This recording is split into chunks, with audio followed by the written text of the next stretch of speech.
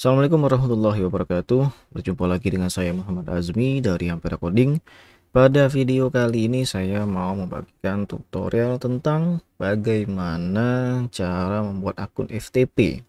Sederhananya adalah akun FTP ini berguna untuk mengakses folder di dalam website kita.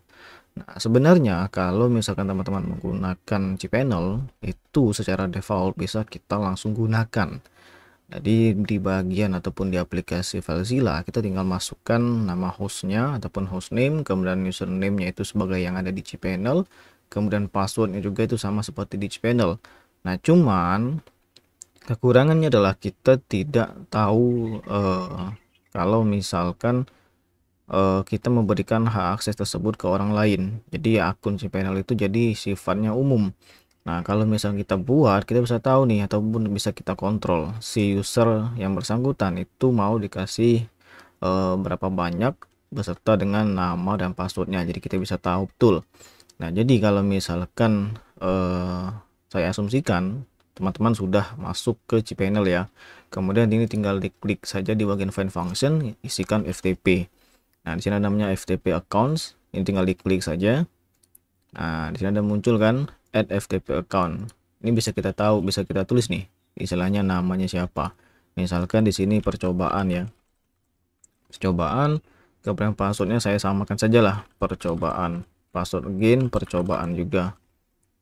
Oke, ini at least 65.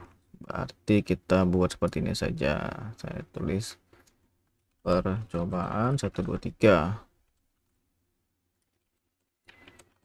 Oke, sudah cukup strongnya. Kemudian direktorinya.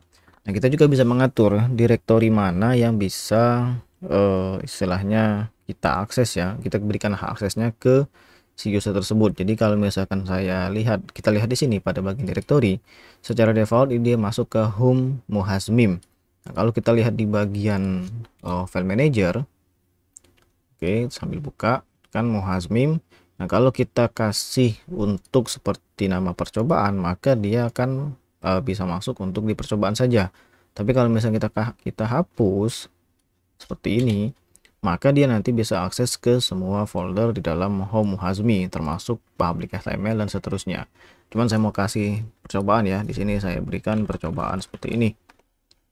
Kemudian kuotanya berapa banyak? Kalau misalnya kita mau atur unlimited ya pilih unlimited, tapi kalau misalnya kuotanya kita batasin misalkan 1 giga itu 1000 MB, kita bisa atur seperti itu. Nah, kalau misalnya saya atur di sini 1000 MB ya, 1 giga kurang lebih. Kemudian kita klik tombol create FTP account.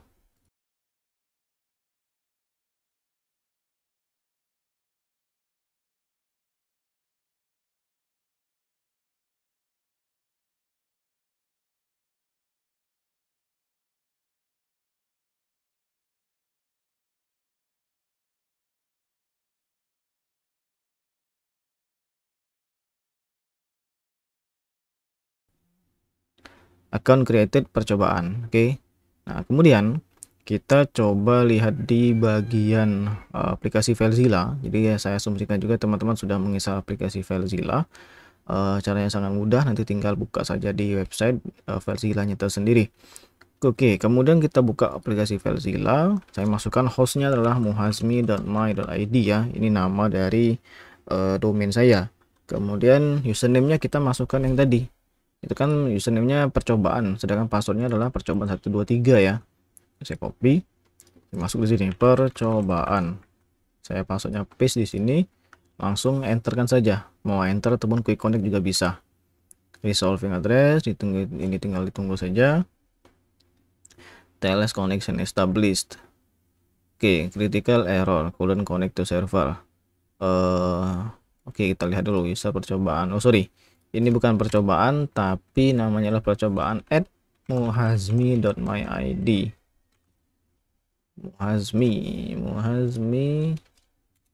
muhazmi.myid.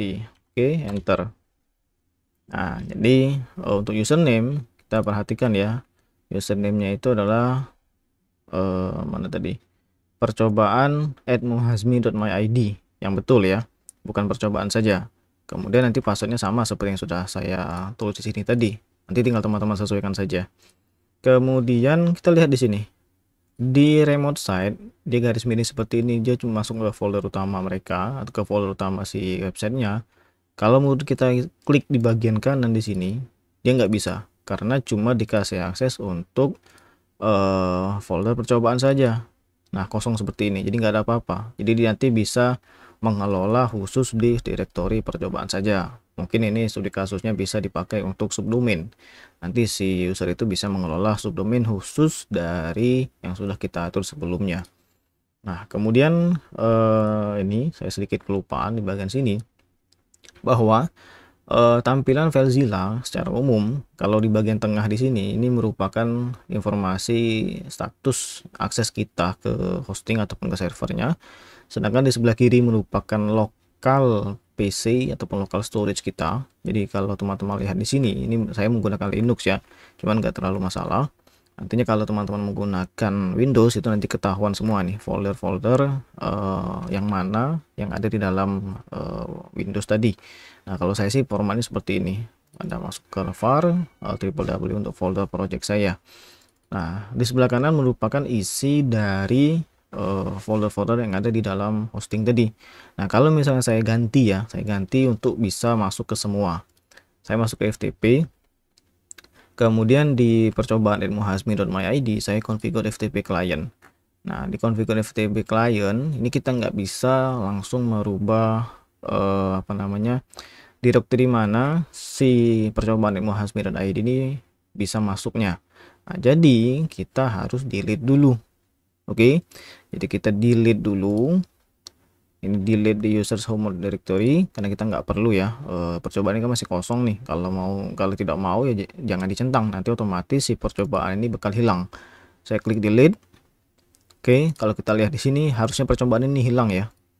Nah, dia nggak ada lagi.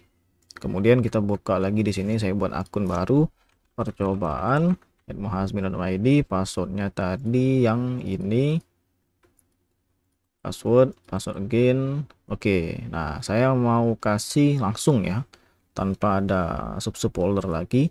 Kemudian kuotanya saya set unlimited sajalah, create FTP account created. Kalau kita reload maka tidak tampil apapun. Tapi kalau misalkan di FileZilla saya coba refresh the file and folder list, coba kita lihat dia nggak bisa, berarti mau kita disconnect dulu.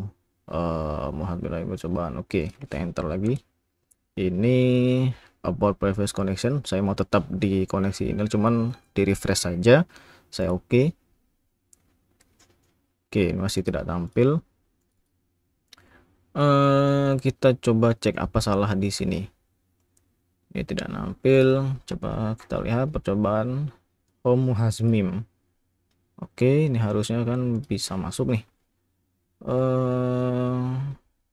Oke, sepertinya tidak bisa juga. Kita harus tentukan foldernya ya. Jadi kita bisa delete dulu. Coba saya tutup dulu si FileZilla-nya. Harusnya sih bisa ini.